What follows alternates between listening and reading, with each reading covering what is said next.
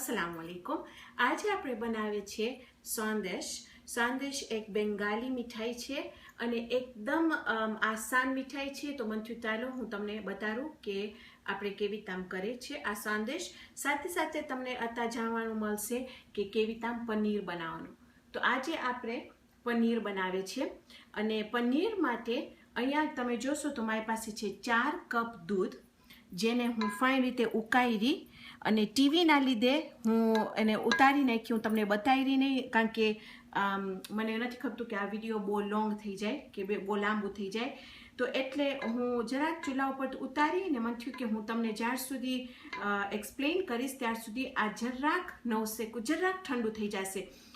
કારણ કે પનીર એવી વસ્તુ છે કે જો આપણે હમણાં આ દૂધને ફાળશું, જો બહુ ગરમ છે તો એનું જે પનીર નીકળશે એ બહુ કઠણ થઈ જશે ને આપણે આ મીઠાઈમાં આપણને ખબર છે આ પનીર એકદમ ફાઇન ને પોચું હોય। તો 4 કપ દૂધ સાથે મારી પાસે છે અહીંયા 1 કપ પાવડર્ડ શુગર, જેને કે છે સાવ ખાંડ, જેને આપણે આઈસિંગ માટે વાપરે છે એ પાવડર્ડ શુગર છે અહીંયા। હવે હું 1 કપ નાખી છું, પણ પહેલાં આપણે એમાં અડધો કપ નાખશું, જોશું કે મીઠાણ કેટલું છે, પછી જો વધારે નાખવાનું હશે તો આપણે વધારે નાખશું। અહીંયા છે મારી પાસે પિસ્તા, જેને હું માપી નથી ને આપણે માપવાની જરૂર નથી, આપણે જરાક થોડુંક અંદર નાખશું અને થોડુંક આપણે બહાર માટે નાખશું। અહીંયા છે મારી પાસે 1 ચમચી પાવડર્ડ એલચીનો પાવડર છે। અહીંયા છે મારી પાસે રોઝ એસન્સ, અહીંયા છે મારી પાસે કેસર, અહીંયા છે મારી પાસે 1 ચમચો લીંબુ ને 1 ચમચો પાણી। હવે પહેલા આપણે શરૂ કરે એના પહેલા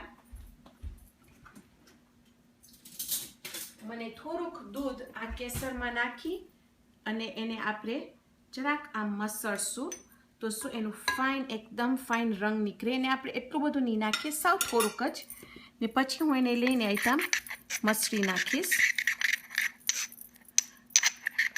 તેનો એકદમ ફાઇન એનો કલર નીકળશે। ને સંદેશ એકચ્યુઅલી ધોરું હોય છે, તમને જો ધોરું રાખવું હોય તો એકદમ તમારા ઉપર છે, પણ મને થયું કે પીળું કલર કરું તો હું એટલે એમાં આપણું સાફરાન નાખીશ। તો અહીંયા આ દૂધમાં જરાક ને આમાં તમને બીજી વસ્તુ ખપશે એ હું તમને બતાવીશ, તમને ચીઝ ક્લોથ ખપશે, એમાં કે છે કે આમાં પછેરી જેવું કપડું, તો શું એમાં આપણે એમાં આપણું પનીર નાખીને એમાં ધોશું તો એનું બધું લીંબુનું ફ્લેવર નીકળી જાય। તો હવે હું નાખી દઈશ એની અંદર આપણું લીંબુ આસ્તેથી, ઓકે, અને હું પાછું જરાક ચૂલા ઉપર રાખીશ આને,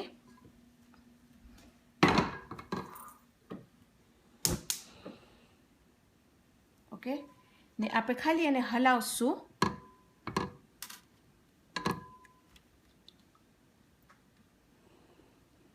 આસ્તે આસ્તે હલાવશું ને ઇન્શાલ્લાહ પોતે આ દૂધ ફાટી જશે।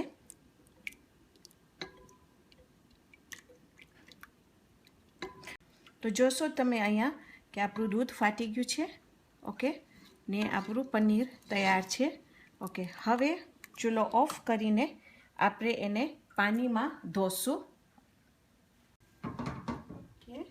તો આ જે છે હું તમને કીધી કે આપણને પછેરી જેવો લુક મટીરિયલ તમને ખપશે કે ચીઝ ક્લોથ, એ આ છે, ઓકે।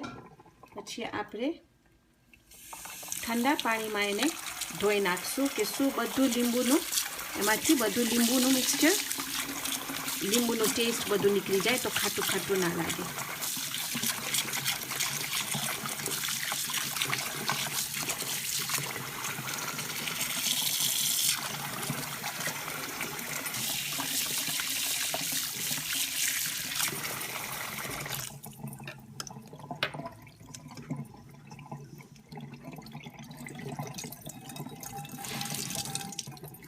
અહીંયા નીચે તમે જોશો તો જે આ હું રાખી છું એની અંદર ખાડા છે,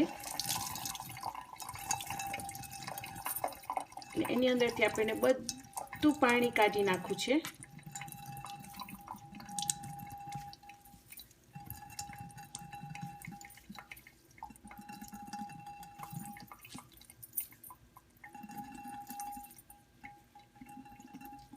અહીંયા કે પનીર આપણું તૈયાર છે. હવે આ પનીરને આપણે બરાબર મિક્સ કરવું છે કે આ જે બધું અંદર આમ ખરબચરું છે એ એકચ્યુઅલી ફાઇન મિક્સ થઈ જાય ને સાવ સોફ્ટ થઈ જાય. તો લગભગ તમે એમ સમજો કે તમને એને 3 થી 5 મિનિટ માટે એને બરાબર મસરું છે.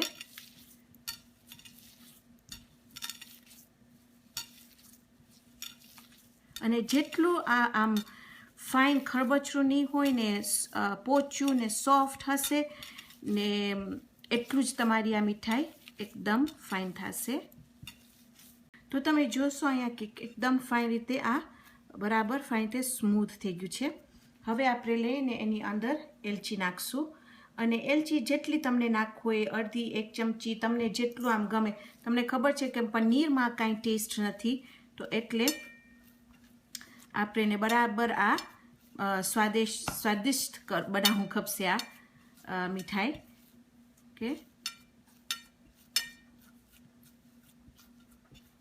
ઓકે એની અંદર આપણે નાખી દઈશું થોડીક પિસ્તા.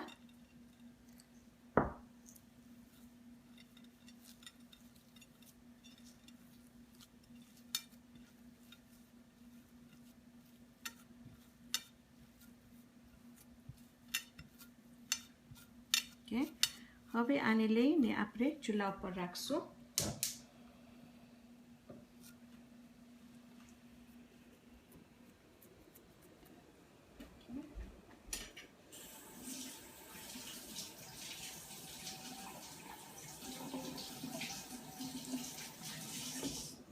આપણે આને હલાવશું કે જરાક ફાઇન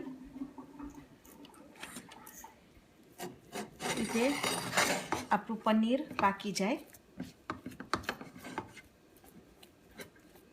પછી આપણે એની અંદર આપણું પાવડર ખાંડ નાખશું.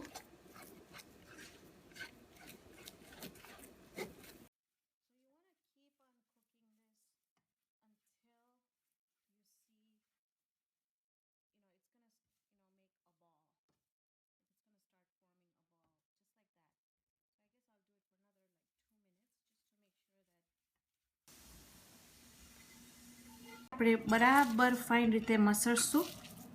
એમાં તમે એને ટ્રાય કરજો. તમને લાગે તો એમાં થોડું થોડું તમે પાવડર્ડ શુગર એડ કરતા રહેજો. આવી રીતના આપણે મસળશું લગભગ બીજી 2-3 મિનિટ માટે કે આમ ફાઇન રીતે સાથે આવી જાય. પછી આપણે એના ગોળા બનાવશું. તો તમે જોશો કે આ ફાઇન રીતે આમ થઈ ગયું છે. હવે જો તમને એને આમ જ રાખવું હોય તો તમે આમ જ રાખી શકો છો.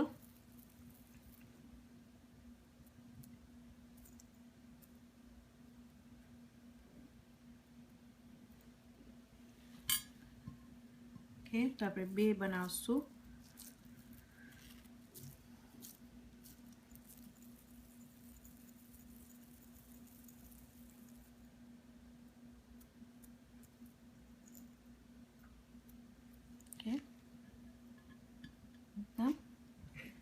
બીજું છે એની અંદર હું આપણું જે આપણે મિક્સચર નાખ્યા હતા બનાવ્યા હતા સેફ્રાનનું સફરાન નાખશું એમાં.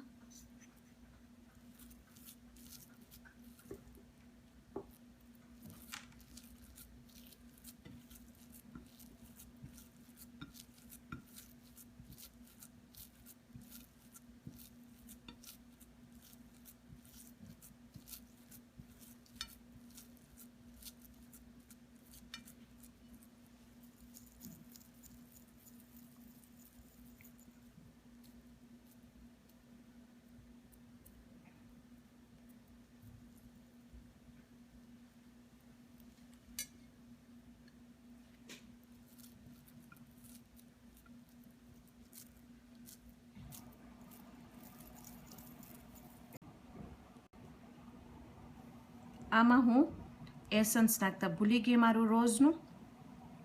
તો જો તમને નાખવું હોય તો નાખજો, પણ મને એસન્સવાળું વધારે ગમે છે.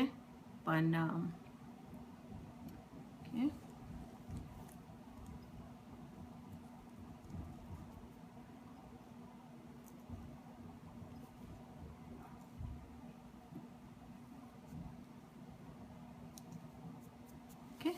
આજે આપણું સંદેશ તૈયાર છે. બેંગાલી મીઠાઈ છે.